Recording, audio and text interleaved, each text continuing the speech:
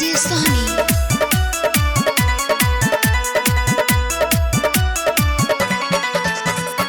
कुंभ के मेला में माला बेचे अइलू, अखिया के जादू लोगवा पर चलइलू।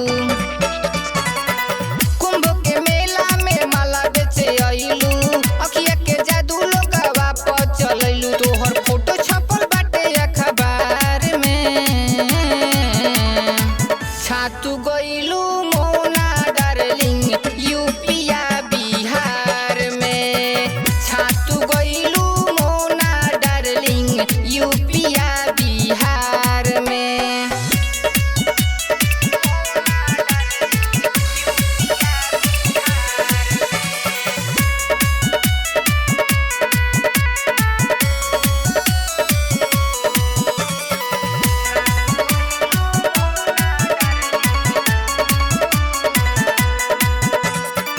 सोशल मीडिया पर कइलू धमाल हो, अखिए के कारण भइल बा बवाल हो।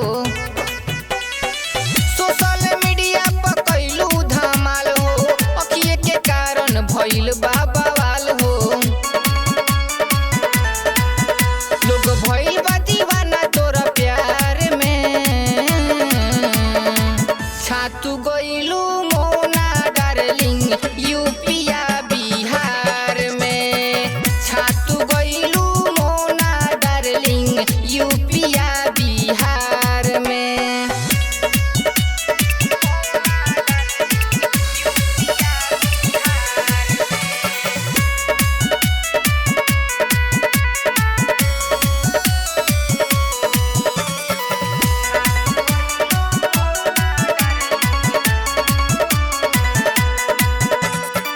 राइटर लखन पवन देखले बा जब से, तोहरा के दिल दे बैठल बा तब से। राइटर लखन पवन देखले बा जब से, तोहरा के दिल दे बैठल बा तब से। हल्ला भइल बाटे पूरा जहार में, छातू गइलू मोना डार्लिंग यूपी